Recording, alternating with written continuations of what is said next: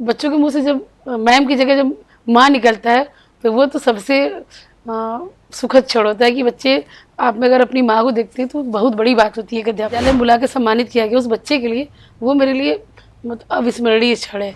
तो बच्चों के साथ फ्लेक्सिबिलिटी आ गई मेरे को। मैं हमेशा ये सीख देती हूँ कि तुम डॉक्टर इंजीनियर कुछ काम करो ना करो लेकिन एक अच्छे इंसान जरूर बनो। बच्चे आपसे शेयर करते हैं? सब कुछ शेयर करते हैं, सब कुछ। सब। अब मेरा एक उद्देश्य है कि जो मेरे यहाँ से बच्चे पढ़े हैं उनमें से कुछ बहुत ही ज़्यादा सफल हों। मैं जब तक स्कूल में होती हूँ मुझे कुछ याद नहीं रहता, घर का काम कुछ याद नहीं रहता। मेरे स्कूल का कोई बच्चा IAS PCS डॉक्टर या बड़े पद पे जाए, ये मेरा सपना है। नमस्कार, मैं सरविंद विक्रम। आज हमसे बातचीत के लिए भदोही से ज्योति कुमारी आई हैं। ज्योति जूनियर हाई स्कूल कोइलरा में प्रधानाध्यापिका हैं। इन्होंने रसायन विज्ञान में मास्टर्स किया था और एक समय में इन्होंने मेडिकल रिप्रेजेंटेटिव का भी काम किया और फिर एरिया मैनेजर रहीं। फार्मा बिजनेस में थोड़े दिन हाथ आजमाया इन्होंने, फिर ये शिक्षक बनी। तो ज्योति जी, आपका बहुत स्वागत है। और आपसे बातचीत शुरू हो इससे पहले मैं आपसे आग्रह करूंगा कि आप हमारे दर्शकों को अपने शुरुआती बचपन के बारे में और अपने जीवन के बारे में, पढ़ाई के बारे में कुछ बताएं। शुक्रिया सर। मैं ज्योति कुमारी, मेरा जन्म तब बनारस जनपद हुआ करता था क्योंकि 1994 में भदोही जनपद अलग हुआ था। एक छोटे से टाउन गोपीगंज में हुआ था। मैं अपने माता पिता के दूसरे नंबर की संतान हूँ। मेरे एक बड़े भाई एक छोटे भाई। पिताजी इंजीनियरिंग में ग्रेजुएट थे, जॉब किए, फिर बाद में उनका मन नहीं रहा तो बिजनेस में आ गए। और माताजी एक कुशल गृहिणी के साथ साथ बाद के सालों में महिला मोर्चा की जिला अध्यक्ष भी रही हैं और मेरे दोनों भाई बिजनेस करते हैं। ज्योति, आप शिक्षक कब बनी और फिर आप प्रधानाध्यापक कब हुई? मेरी नियुक्ति जुलाई 2009 की है और मुझे पहले दिन से ही इंचार्ज प्रधानाध्यापक बनना पड़ा क्योंकि बंद स्कूल मिला था तो मुझे शुरू से ही बनना पड़ा। फिर बीच में 3-4 साल तक प्रधानाध्यापक रहे वहाँ। फिर मेरी प्रमोशन हुई जब मैं यहाँ आई तो 6 महीने के अंदर ही वहाँ के हेड थे जो रिटायर हो गए। तो तब से मैं लगातार जुलाई 2015 से लगातार मैं एज ए प्रधानाध्यापक कार्य कर रही हूँ। फिर आपने कब निश्चय किया कि आपको शिक्षक बनना है? मैं सच को ईमानदारी से शिक्षक बनने का मेरा कोई भी उद्देश्य नहीं था, लेकिन ट्यूशन में दिया करती थी। मुझे लगता था कि बच्चों को बताने से हमारी नॉलेज बढ़ती है, हमारा बार बार वो चीज़ों को रिवीजन होता है। और जब मैं फार्मा में काम कर रही थी, मैंने ग्रेजुएशन के बाद से ही फार्मा ज्वाइन कर लिया था। तो मेरे मित्रगण ने कहा कि साइंस की हर बार वैकेंसी चली जाती है तो क्यों नहीं तुम ट्राई करती हो। फिर मैंने फॉर्म भरा और एंट्रेंस में 6ठे नंबर पर पूरे ज़िले में मेरा आया था। तो पेपर में नाम आया तो लोगों ने बताया तुम्हारा हो गया, तुम्हें करना चाहिए। तो मैंने ज्वाइन किया। 2005 में हमारा जैसे ही लास्ट एग्ज़ाम हुआ उसके बाद ही उसको रद्द कर दिया गया किसी वजह से। फिर फरवरी 2009 में तत्कालीन जो मुख्यमंत्री उन्होंने दोबारा एंट्रेंस कराया और 2009 में जुलाई में हमको नियुक्ति मिली। उसके बाद से जब से मैं शिक्षक हूँ तब से मैं शिक्षक ही हूँ। अपने स्कूल के बारे में कुछ बताइए जहाँ आप आजकल प्रधानाध्यापिका हैं। जुलाई 2015 में प्रमोशन के बाद मुझे वहाँ नियुक्ति मिली। जब मैं गई थी सर उस साल बड़ा एक अजीब वाक़या हुआ। चूँकि हेड मास्टर जो थे उस समय जुलाई सत्र चला करते थे, जून में रिटायर हो गए। जुलाई से मुझे मिला मात्र 90 बच्चों का एडमिशन हो पाया था और मुझे एक जगह कार्यभार और था तो मैं वहाँ भी थी, बगल के स्कूल में था। तो मैं प्रॉपरली मैं अगस्त से उस विद्यालय में गई हूँ। तो उस विद्यालय में सिर्फ 90 बच्चों का एडमिशन हुआ और जो रसोइयाँ थी उनका 6 महीने का वेतन नहीं आ पाया। जब मैं 20-30 बच्चों को बढ़ाया 110 संख्या हुई और पूरे साल तक 2 रसोइयों का वेतन नहीं आया। जब मुझे पता लगा तो मुझे बड़ा अजीब लगा कि बच्चों की कमी की वजह से, और इतना बड़ा गांव 4000 लोगों का गांव है, उस गांव में जनसंख्या लोगों की 4000 है, उस गांव में क्या मुझे 200 बच्चे नहीं मिल रहे कि रसोइयों को वेतन मिल जाए। तो फिर हमने जो प्रधान थे उनसे मिल के बातें की, आसपास पम्पलेट वगैरह ये सब लगवाए, गांव में भ्रमण किया तो पता चला कि कुछ चीज़ें थी वहाँ जो नहीं होनी चाहिए थी। वो सब कुछ बताना सबको सब पता होता है। तो उस चीज़ को मैंने विश्वास दिलाया लोग गांव के बीच में जाके। और तब का दिन है कि आज का दिन है, अगर मुझे गांव में प्रवेश के लिए कभी नहीं जाना पड़ा।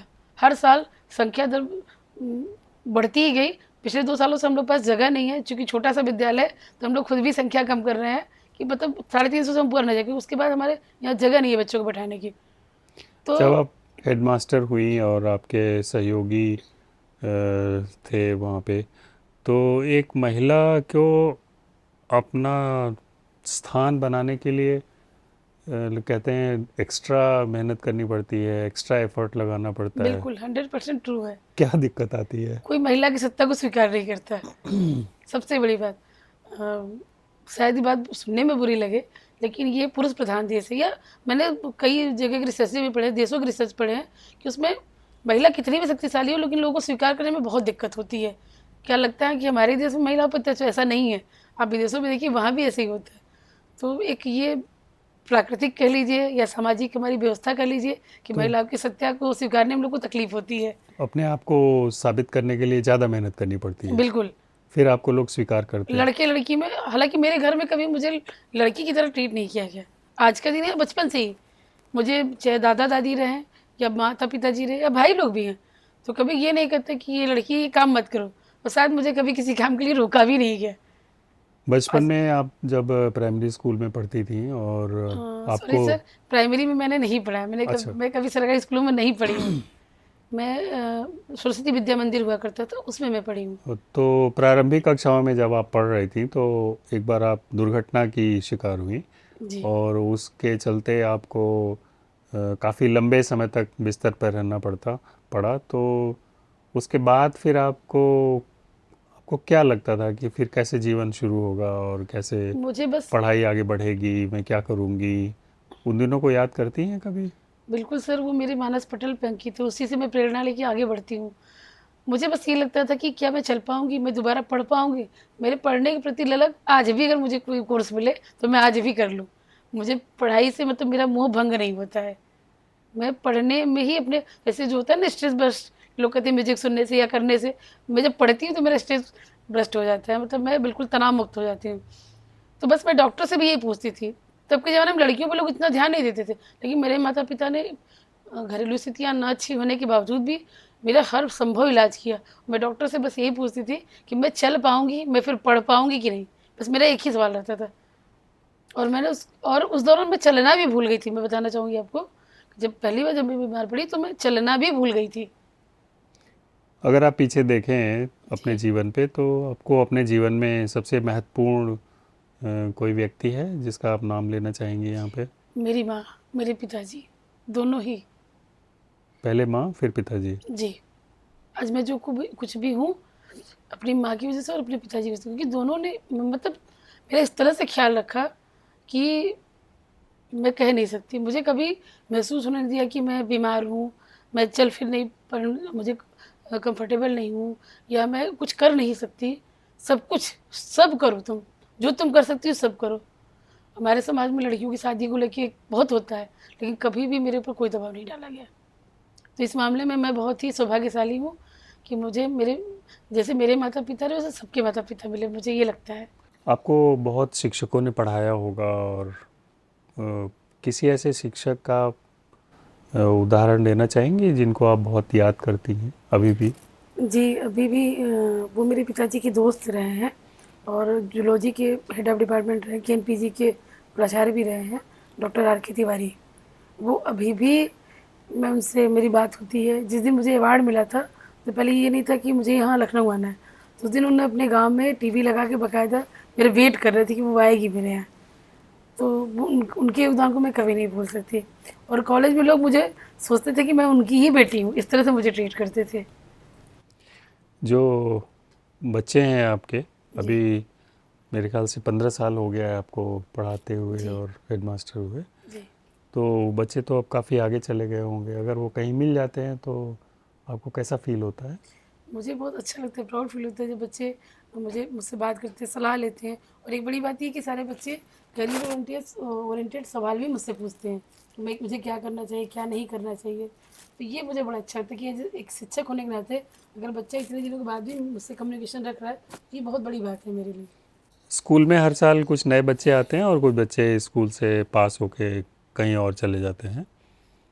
लेकिन कुछ बच्चे ऐसे होते ही हैं जो मन में बस जाते हैं, उनकी स्मृति बनी रहती है। ऐसा कोई उदाहरण आपके जीवन में हो जिसके बारे में आप बताना चाहें? सर कई बच्चे हैं, हर साल ही कोई ना कोई एक तो खास रहता है। जैसे जब प्राथमिक विद्यालय में पढ़ाई करती थी, वहीं कुसुम नाम की लड़की थी, वो प्रगति।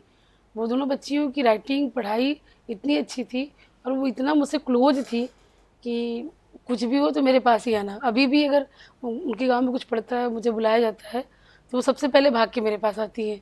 और जिस विद्यालय में वो 10 साल करीब यहाँ हो गया, तो पवन नाम का लड़का है, एक अंजलि है, कई सारे बच्चे हैं, मुस्कान, जो कि हमेशा मुझसे कांटेक्ट में रहते हैं और कोई भी करियर ओरिएंटेड सवाल रहता है। ये यस यस नाम का एक लड़का था, वो सारे कंपटीशन में फर्स्ट आता था। मतलब आसपास के ज़िले, मतलब पूरे ज़िले में कहीं भी कोई भी कंपटीशन हो, वो जाता था, देता था। और उसके लिए मुझे एक विद्यालय में बुला के सम्मानित किया गया उस बच्चे के लिए। वो मेरे लिए मतलब अविस्मरणीय क्षण है कि मेरे बच्चे का नाम मतलब किसी और विद्यालय में भी लिया जा रहा है। ये मेरे लिए अविस्मरणीय है सर। कोई ऐसा दिन जो शिक्षक के रूप में आप हमेशा याद रखती हो? एक तो अभी आपने बताया, जी, इसके अलावा भी ऐसे कई मौके होते हैं जो भुलाए नहीं भूलते। कोई ऐसा वाकया, कोई ऐसा? जब मैं अभी जब हाल में मेरा ऑपरेशन 2 साल पहले हुआ था, तो मैं 3 महीने तक विद्यालय बिल्कुल ही नहीं गई थी। 3 महीने के बाद फिर थोड़ा-थोड़ा जाना शुरू किया। उस दौरान जब 3 महीने में नहीं जा रही थी, ऑपरेशन के तुरंत बाद बच्चों ने वीडियो कॉल करके प्रतिदिन मुझसे कांटेक्ट किया। वो मुझे मतलब लगा कि इन बच्चों के लिए मैं कुछ हूँ। और मेरे पहुँचते ही मेरा सामान लेना कि मैम को कोई दिक्कत ना हो। उसके बाद ऑपरेशन से पहले मेरी थोड़ी सी दिक्कत ज़्यादा थी, तो वो मेरे साथ खड़े हो जाते थे कि मुझे कोई दिक्कत ना हो कुछ काम करने में। तो ये मेरे लिए लगता है कि, और बच्चों के मुँह से जब मैम की जगह जब माँ निकलता है, तो वो तो सबसे सुखद क्षण होता है कि बच्चे आप में अगर अपनी माँ को देखते हैं, तो बहुत बड़ी बात होती है एक अध्यापक के लिए। आपका जो शिक्षक का एक व्यक्तित्व है और एक व्यक्ति है, ज्योति एक व्यक्ति हैं और महिला हैं, और एक शिक्षक के रूप में आपका एक व्यक्तित्व है। तो शिक्षक ने आपके व्यक्ति को कितना प्रभावित किया है? कुछ चीज़ें हैं जो शिक्षक होने के बाद से मेरे में थोड़ा-सा परिवर्तन हुआ है। थोड़ा-सा गरम मिजाज वो बच्चों के साथ थोड़ा कम हो गया। बिल्कुल थोड़ा टाइट सब कुछ में, मतलब कठोर निर्णय लेना, ये करना है तो करना, नहीं करना है तो नहीं करना। तो बच्चों के साथ फ्लेक्सिबिलिटी आ गई है मेरे व्यवहार में। ये बदलाव है बहुत बड़ा। अदरवाइज़ मैं मतलब अगर ये सीधी लाइन है तो इस पे ही चलना पसंद करती थी, ना इसके बयान ना इसके इधर।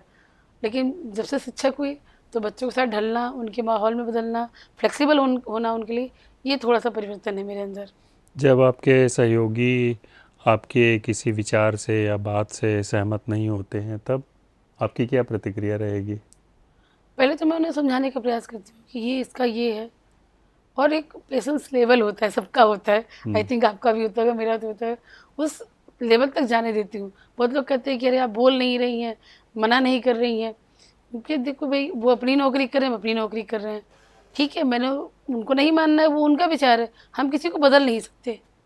प्रयास कर सकते हैं, लेकिन किसी के व्यक्तित्व को हम पूरी तरह बदल नहीं सकते।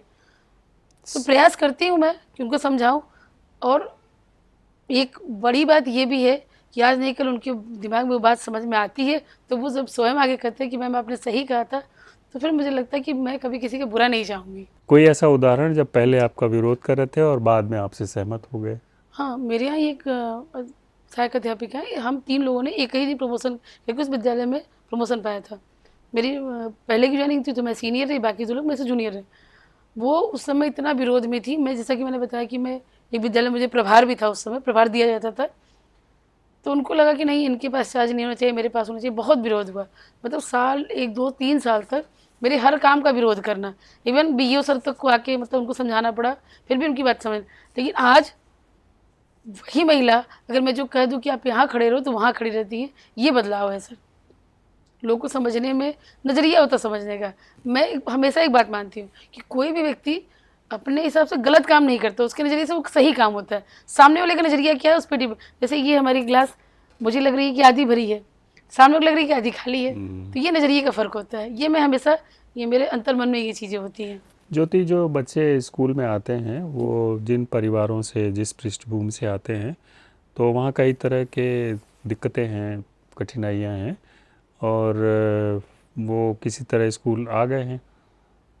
माता पिता बहुत पढ़े लिखे नहीं हैं, परिवार में थोड़ा बहुत आर्थिक समस्याएं बनी रहती हैं, लड़कियों की अलग तरह की समस्याएं हैं। तो स्कूल की भूमिका कैसे देखती हैं आप? एक तरफ चैलेंजेस हैं और स्कूल में अगर बच्चे आ गए हैं तो क्या किया जाए कि जो घर का जो वातावरण है उसके प्रभाव दुष्प्रभाव को हम समाप्त कर दें और एक नए बच्चे का उदय हो उससे। आप क्या करती हैं? पहली बात तो उन्हें नैतिक मूल्यों का ज्ञान देना बहुत आवश्यक है कि क्या सही है क्या गलत है। एक सही गलत में एक महीन बारीक सा फर्क होता है।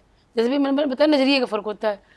तो बच्चों को नैतिक मूल्यों को बताना चाहिए, उनको समाज से जोड़ के समाज के प्रति भी उनको जागरूक करना चाहिए। जैसे मान लीजिए कोई बच्चा है, उसके पिता ड्रिंक करते हैं या दिन भर खाली बैठे रहते हैं, माता मेहनत करती हैं, तो उनको समझाना चाहिए कि भाई ये तुम्हारे पिता के इस काम से अब तुम्हारी माता पे क्या प्रभाव पड़ा, ये देखो, तुम ऐसा काम ना करो कि तुम्हारी अगली पीढ़ी पे ये प्रभाव पड़े।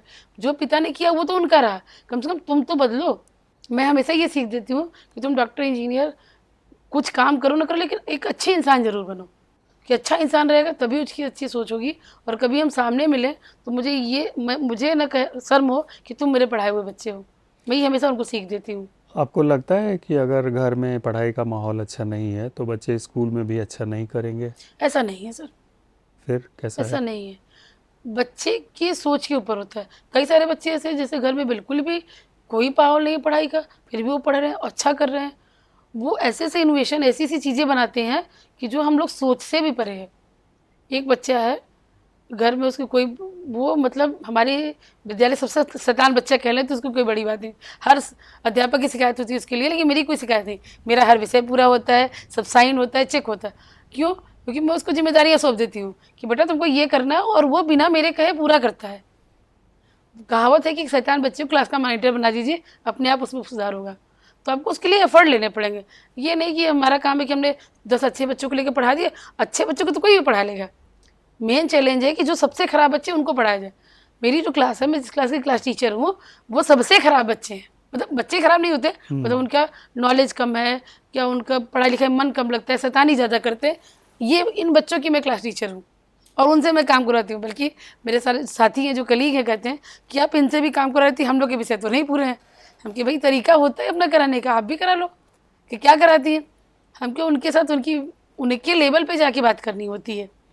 थोड़ा सा हंसी, थोड़ा सा मजाक, थोड़ा सा कठोरता भी दिखानी पड़ती है, कभी कठोरता भी दिखानी पड़ती है, और उनकी बातों को समझना पड़ता है। अगर वो कह रहे हैं कि कोई दिक्कत है उनको, तो मे भी हो सकता है उसको कोई दिक्कत वास्तव में हो। एक दो बार मौका दीजिए, तीसरी बार खुद ब खुद पता चले कि वो वास्तव में दिक्कत थी या वो हमसे बहाना कर रहा था। तो ये थोड़ा सा हमें अपने अंदर बदलाव लाना पड़ेगा। और शायद इसलिए आसपास के मतलब जहाँ से बच्चे आते हैं मेरे स्कूल में, बीच में कई स्कूल हैं, उसको छोड़ के मेरे यहाँ आते हैं, तो कुछ तो उनको मिलता है, इसलिए हमारे यहाँ आते हैं। बच्चे आपसे शेयर करते हैं? सब कुछ शेयर करते हैं, सब कुछ? सब कुछ, अच्छा बुरा सब घर परिवार? बिल्कुल। मतलब उनकी एक दोस्त की तरह मैं उनसे मैं कहती हूँ। और आप कभी भी, सारे बच्चों को मेरा नंबर याद है जो यहाँ निकल चुके हैं या हैं जो भी। जो बच्चे आ रहे हैं उनके लिए आपके मन में कोई सपना है या आपके स्कूल के बारे में आपका कोई सपना है? मेरा ये है कि मैं स्कूल की उस ऊंचाइयों तक ले जाऊं कि लोग कहे कि ये ज्योति का विद्यालय है। और यहाँ और काफ़ी हद तक मैं इसमें सफल भी रही कि जो मुझे मिला था, टूटा फूटा सा विद्यालय था, कमरे नहीं थे, सुविधाएं नहीं थी, बच्चे नहीं थे। और आज अभी जनवरी में सांसद जी आए थे, उनका सरकारी कार्यक्रम था कंबल वितरण का। हालांकि मैं भी बंटवाती हूँ 1 तारीख को, लेकिन वो उनका अलग कार्यक्रम था। आए, उन्होंने जब क्लासेस देखी, डेस्क बेंच देखी, सुविधाएं देखी, तो कहे काश हम लोग के समय भी ऐसे गवर्नमेंट स्कूल हुआ करते। तो ये कुछ हद तक मैंने सपने को पूरा किया। और अब मेरा एक उद्देश्य है कि जो मेरे यहाँ से बच्चे पढ़े हैं उनमें से कुछ बहुत ही ज़्यादा सफल हों, ज़्यादा ऊपर तक जाएं, जैसे कि हम लोग गर्व से कह सकें कि भाई ये बच्चे मेरे से। मैंने उनसे एक बात कही हुई है कि बेटा जिस दिन तुम सफल होगे, मैं खुद मिठाई लेके तुम्हारे घर आऊँगी और सबको बताऊँगी कि मेरे यहाँ के बच्चे हैं। अभी आपने कहा कि कुछ हद तक सफल रही हैं, जी, तो आपको लगता है कि आप सफल हुई हैं या अभी बाकी है कुछ? अभी बाकी है सर, बहुत कुछ बाकी। बाकी अभी है। तो जैसे कोई चीज़ होती है उसके पड़ाव होते भी पहला पड़ाव मैंने पार किया। अभी तो इंफ्रास्ट्रक्चर और सुविधाओं में मैंने बदलाव किया, लेकिन जो पढ़ाई का लेवल है वो सुधारना एक हमारे चैलेंज भी है और मुश्किल भी, क्योंकि चैलेंज इसलिए है कि आसपास के सारे स्कूल हिंदी मीडियम है, मेरा यूपीएस इंग्लिश मीडियम है, आसपास कोई भी दूर दूर तक स्कूल इंग्लिश मीडियम नहीं है, और किताबें भी इंग्लिश में हैं, हिंदी और संस्कृत के अलावा सारी किताबें इंग्लिश में हैं। तो सबसे पहली बात, बच्चा इंग्लिश पढ़ना तो जाने तब तो उसको हम पढ़ा पाएंगे। ये चैलेंज है, काफ़ी चैलेंज है। और स्टाफ भी, अब प्रक्रियाओं की कह ले या किसको कह ले, कि सारा स्टाफ भी इंग्लिश मीडियम का नहीं है। जो समय समायोजन होना था तो सिर्फ साइंस मैथ वालों को हुआ, बाकी लोग वही पढ़े हैं, तो वो थोड़ा सा मुश्किल होता है। लोग प्रयास तो करते हैं लेकिन थोड़ा मुश्किल होता है। एक प्रधानाध्यापक के रूप में आप जो काम कर रही हैं, जी, उनको भी आप अपने सामने रखिए। इसके अलावा और आप उस भूमिका में और क्या जोड़ना चाहेंगी कि स्कूल और अच्छा हो और आगे जाए और अच्छी इमेज हो?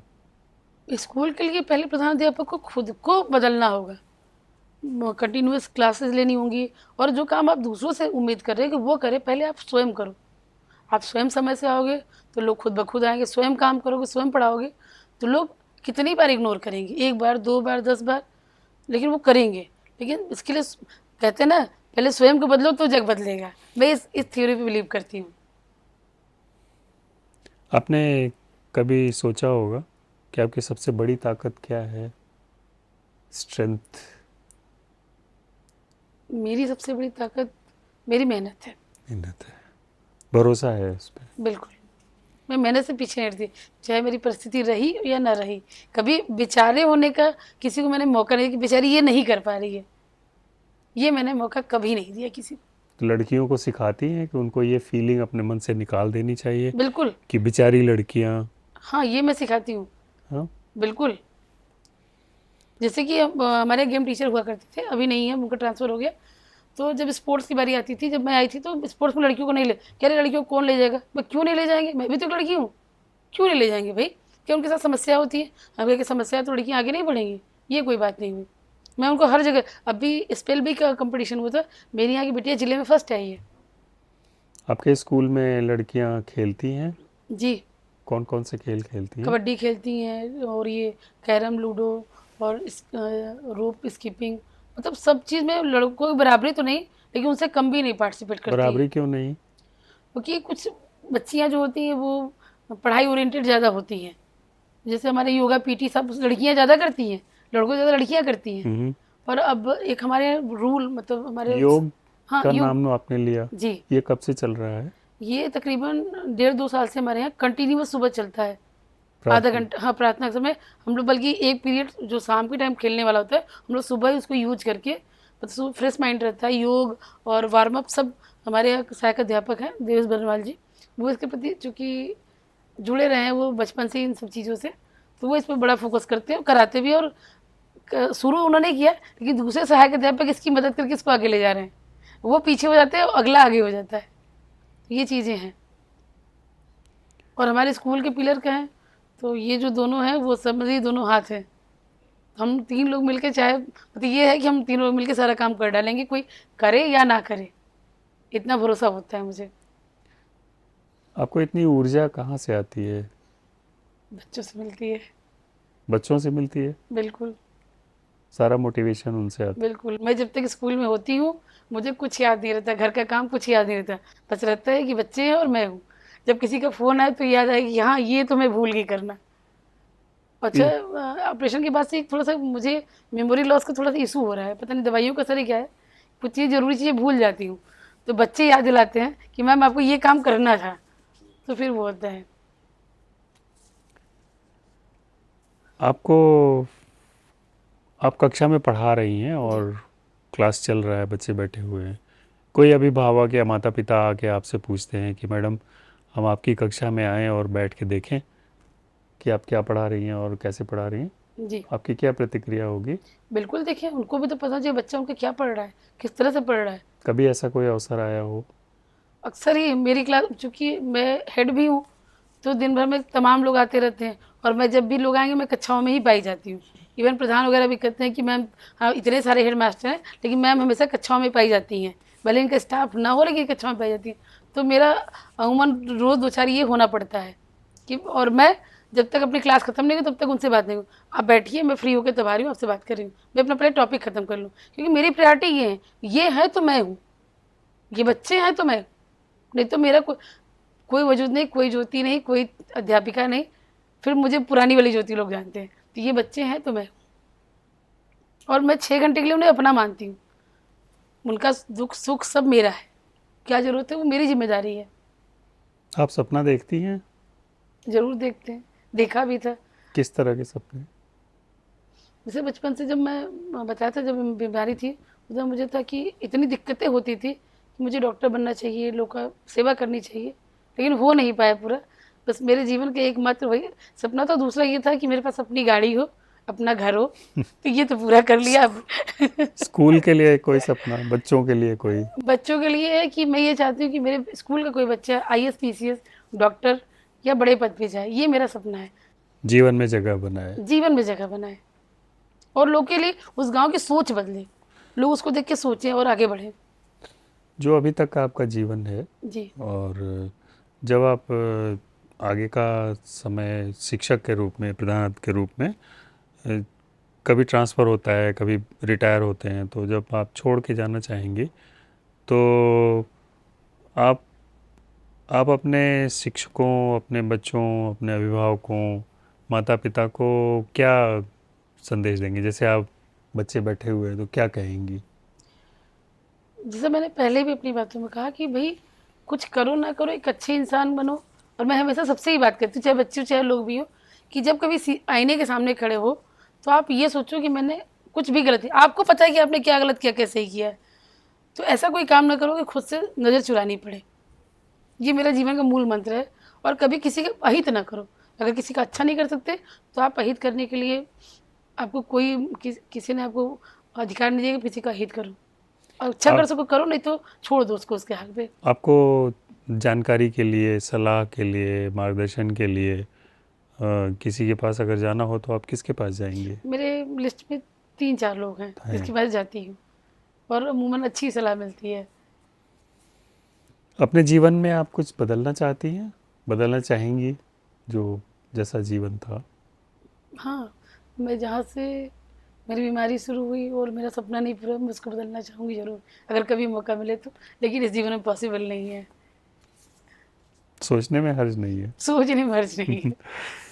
जीवन में जब आपने शिक्षक के रूप में काम शुरू किया तो एक आता है ना टर्निंग पॉइंट, जी जहाँ से पूरी धारा बदल जाती है। जी कोई ऐसा क्षण, कोई ऐसी घटना? जी।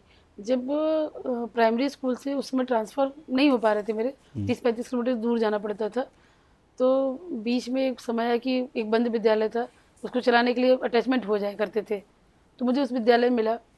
तो जो BO सर थे तत्कालीन, उन्होंने कहा कि वो स्कूल बिल्कुल मतलब बना तो था लेकिन वो कहने को बना हुआ था, अब वो क्या ही कहूँ उसके बारे में। तो उन्होंने कहा कि तुम इस पर अपना लिखवा पढ़वा लो, जो भी कराना काम तुम करवा लोगे। हम कहा सर हमें तो कह नहीं, तुम करवा लोगे। ये मुझे बड़ा अच्छा लगा और मुझे बड़ा मोटिवेशन मिला, और मैं तब से लेके आज तक फिर मैं रुकी नहीं। तब के समय में मुझे ACR मिला था बनवाने के लिए, और पूरे ज़िले में पहला ऐसा कच्चा घर था जिसमें मैंने टाइल्स लगवाया था ज़मीन पे। उसके पहले किसी भी विद्यालय में कोई टाइल्स नहीं लगा था, और उस समय के सांसद महोदय ने आके उद्घाटन किया था मेरे विद्यालय का। तो वो टर्निंग पॉइंट रहा, और तब से जो मैं आगे बढ़ी, और एक मिशन शिक्षण संवाद से जुड़ने के बाद। शिक्षक के रूप में कोई ऐसा यादगार दिन जब आपको लगा हो कि हाँ जीवन बिल्कुल सफल हुआ और बड़ा गर्व अनुभव हुआ अपने ऊपर? शिक्षक के रूप में जब पहला तो जब मैं राज्य पुरस्कार के लिए चयनित किया गया, वो तो एक प्रक्रिया है। लेकिन जब जिस दिन पहली बार मेरे विद्यालय के 9 बच्चों का राष्ट्रीय आधारित परीक्षा में चयन हुआ, मुझे लगा कि किस परीक्षा में? राष्ट्रीय आधारित योग्यता परीक्षा, अच्छा। जिसमें 12,000 रुपये हर साल 4 साल तक बच्चों को मिलता है। 9 बच्चों को होना बड़ी बात है, एक साथ। और मुझे, और अब तक शायद 35-40 बच्चों को मिल चुका है। मेरा हर साल कुछ ना कुछ मिलता रहता है।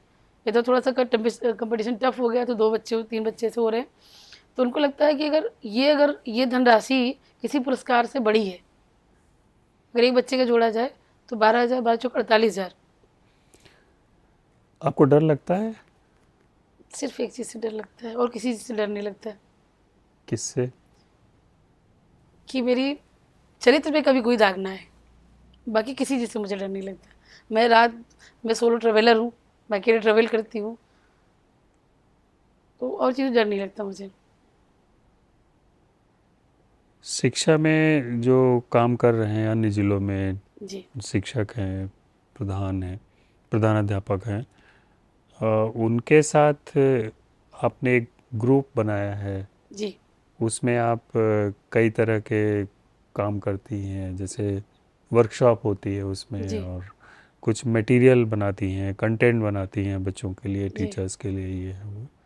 तो उसके बारे में थोड़ा बताइए, क्या काम होता है और किस तरह से, कैसे वो चलता है वो? वो पूरी चेन है सर, हर हर का अलग अलग डिपार्टमेंट है। मतलब वो पहले तो हम लोगों ने सबने साथ में मिलकर शुरू किया, जैसे जैसे कारवां बढ़ता गया वैसे वैसे टीमें बढ़ती गई, और अब स्थिति है कि सबकी टीम अपनी अपनी अपना काम करे। जैसे मैं शक्ति संवाद का काम देखती हूँ, तो मेरा पूरा वो किसका लेना है, किसका कंटेंट बनाना है, किसका इंटरव्यू लेना है, वो सारी मेरी जिम्मेदारी है। और एग्ज़ाम वाले हैं तो एग्ज़ाम में सब चीज़ की तैयारी कराते हैं, बाल रत्न परीक्षा हुई, ऐसे ये पर्यावरण वाले हैं तो सबका अलग अलग टीम है। और वो 75 जिलों के ग्रुप बने हुए हैं, एक साथ सुबह सारे कंटेंट पहुंच जाते हैं जो उपयोगी होते हैं। हर शिक्षक को ये होता है क्या पढ़ाएं क्या ना पढ़ाएं। कभी कभी एकल विद्यालय होता है तो उससे बहुत सहायता मिलती है। लगभग कितने लोग जुड़े होंगे इस ग्रुप इस से? समय मतलब एज ए टीम करीब 1000 लोग जुड़े हैं, और फॉलोअर तो लाख के करीब हैं सर। एज ए टीम 1000, ये बहुत सारी टीमें। सिर्फ इसी प्रदेश में या अन्य नहीं, प्रदेश? उत्तराखंड में भी है, कुछ राजस्थान में भी स्टार्ट किया, एमपी में कुछ स्टार्ट किया गया है। जो इस कंटेंट को फॉलो करते हैं? बिल्कुल, मेनली उत्तराखंड और यूपी में अधिकतर होता है ये सर। ऑनलाइन है सब? ऑनलाइन सारा कुछ है, और हम लोग साल भर में एक दो बार ऑफलाइन बैठ के भी और सेमिनार भी करा लेते हैं, जैसे कि एक दूसरे से रूबरू, वो जो हमारे में कमियां हैं उसको बैठ के दूर करें, ये सारी चीज़ें होती हैं। मैंने सुना है आप एक्स्ट्रा क्लास चलाती हैं और जी समर कैंप चलाती हैं, जी। तो क्या करती हैं इसमें? समर कैंप में 7 दिन अलग अलग कंपटीशंस होते हैं हमारे यहाँ। तो उन कंपटीशंस में जो बच्चे, टीम बनती है, पहली बात 6, हमारे चूँकि 6 क्लासेज हैं तो 6 टीमें बना के उस टीम में इस तरह से टीम में मैच करते हैं, जैसे कोई 2 रंगोली में अच्छा है, 2 पेंटिंग में अच्छा है, 2 सिंग में गाने में अच्छा है, तो ये पूरा टीम बना के हम लोग, जो टीम जीतती है फर्स्ट सेकेंड थर्ड, उनको प्राइज़ मिलता है। और एक्स्ट्रा क्लासेस इसलिए, जो एनएमएस की क्लासें हैं वो बहुत टफ, अगर वो लेवल जो है सर, अगर वो कोई बच्चा कर ले तो ग्रुप डी का वो आराम से एग्ज़ाम निकाल सकता है, इस तरह का उसका लेवल है, सिलेबस है। तो उसकी तैयारी हम लोग कराते हैं, और अगस्त सितंबर अक्टूबर 3 महीने हम लोग जम के उस पर काम करते हैं कि बच्चे का हो जाए। और उसके लिए जो भी करना पड़ता है, पेपर प्रिंट आउट निकलवाना, ये करो, जो भी कर सकते हैं हम उनके लिए वो करते हैं। तो इस पूरी गतिविधि को आप स्वैच्छिक रूप से चला रही हैं ना? जी, इसमें कोई दबाव नहीं मेरे ऊपर। कोई दबाव नहीं है। शिक्षा के क्षेत्र में, खास करके बेसिक शिक्षा के क्षेत्र में, पिछले कुछ वर्षों में, 7-8 सालों में बहुत बदलाव देखने को मिला है। स्कूल का वातावरण बदल गया है, परिवेश बहुत आकर्षक हो गया है, स्कूल दूर से दिखाई देने लगा है। जी कक्षा के अंदर, स्कूल के अंदर पढ़ाई लिखाई, उसकी गुणवत्ता बढ़ाने के लिए बहुत सारे उपाय और प्रयास हो रहे हैं। जो किया जा रहा है उसके अलावा कोई आपका आइडिया है, इन एडिशन टू, इसके अतिरिक्त कि ये भी अगर होता तो और अच्छा रहता? हाँ, कुछ तो कमियां रह जाती है, सभी चीज़, सब कुछ परफेक्ट नहीं होता। तो जो कंटेंट बन रहे हैं सर, जैसे कि दीक्षा ऐप है, तो दीक्षा पे जो कंटेंट है वो सफिशिएंट नहीं है, मोर देन एनफ नहीं है। जैसे कुछ चल रहे हैं, कुछ नहीं चल रहे हैं, वीडियो की आधी अधूरी है, और वीडियो बहुत सारे बन रहे हैं, बहुत सारी वर्कशॉप्स हो रही है, लेकिन वो फ्रूटफुल नहीं हो रहा है। तो दीक्षा पे काम करने की ज़रूरत है। दीक्षा चूँकि बच्चे घर पे भी पढ़ सकते हैं, स्कूल में भी पढ़ सकते हैं। अगर कोई एकल टीचर है तो टैबलेट, अब तो टैबलेट भी गवर्नमेंट ने दे दिया, टैबलेट में चला के दिखा दे, बच्चे देख सकते हैं। तो दीक्षा पे काम करना बहुत आवश्यक है। और कोई सुझाव? और सुझाव, थोड़ा सा एक, अब ये मेरी अपनी दृष्टिता कह लूँ या जो भी कह लूँ, थोड़ा सा एक बच्चों में अनुशासन की कमी आ रही है। क्योंकि बच्चों का ये हो रहा है कि हम तो पास हो ही जाएंगे, चाहे स्कूल जाएं या चाहे नहीं जाएं। तो कक्षा 5 और कक्षा 8 पे थोड़ा सा उनको रोकने का प्रयास करना चाहिए, जो बच्चे बिल्कुल पढ़ने लायक नहीं है। 1 आध साल उनको रोकने की छूट मिलनी चाहिए कि जो मतलब क्योंकि हमको जो बच्चे मिलते हैं, एक होते हैं जैसे अगर हम चलने से सीव से कुछ चालते हैं तो कुछ नीचे मतलब ऊपर कुछ रह जाता है, फिर जब उसको चालते हैं तो उस टाइप के बच्चे हमको मिलते हैं पढ़ाने के लिए। तो उनको अगर हमको पॉलिश करने में ये फिर, लेकिन ये भी बात आएगी कि आपने 3 साल पढ़ाया क्या, लेकिन सारे बच्चे जो नहीं आ रहे हैं उनको हम कैसे पढ़ा लेंगे, घर पे जाइए तो दुनिया भर का रोना है। तो ऐसे बच्चों के लिए एक मतलब दंड टाइप का हो कि नहीं, मतलब दंड ये कहना उचित नहीं होगा कि हाँ उनको ये डर हो कि हम नहीं पढ़ेंगे तो हमारा मतलब ये हम आगे की कक्षा में नहीं जा पाएंगे, ये थोड़ा सा होना चाहिए। इससे बहुत मतलब विपरीत प्रभाव पड़ रहा है। वो कहते हैं कि हम तो पास हो ही जाएंगे, पढ़े चाहे ना पढ़े, ये थोड़ा सा हमें लगता है। एक और सवाल है आपसे। जी जो कक्षा 1 और 2 में बच्चे आते हैं, तो अगर वो आंगनबाड़ी में गए हैं तो थोड़ा बहुत उनको वहाँ ज्ञान हो जाता है, जी लेकिन अगर वो सीधे कक्षा 1 में आ जाते हैं तो उनकी वो पूरी तैयारी नहीं हुई रहती है। जी तो आपको क्या लगता है, अगर माताओं को हम ऐसी माताओं को हम स्कूल में बुलाएं और उनको थोड़ा बहुत बताएं कि बच्चों के साथ क्या करना चाहिए, क्या सिखाना है, क्या पढ़ाना है, या किस तरह की तैयारी करानी है, आप इसको कैसे देखेंगे? जैसे भी गवर्नमेंट का माता उन्मुखीकरण कार्यक्रम चल रहा है, हम्म, तो उसका मेन उद्देश्य यही है, लेकिन बशर्ते कि वो कार्यक्रम सुचारू रूप से चले तभी हो पाएगा। कागजों पे करने से सारी चीज़ें नहीं हो पाती हैं, तो इसके लिए हमको प्रयास करना पड़ेगा। और ये अच्छी बात है कि बहुत सारी माताओं को अपना नाम तक लिखना नहीं था, इस बहाने वो भी साक्षर हो जाएंगी और बच्चे के पढ़ाई में मतलब वो देख तो पाएंगे बच्चा हमारा पढ़ क्या रहा है क्या नहीं पढ़ रहा है। तो ये तो अच्छी सोच है, ये होना चाहिए। और कोई सुझाव आपका, और कोई बात जो आप बताना चाहें भाई दर्शकों को?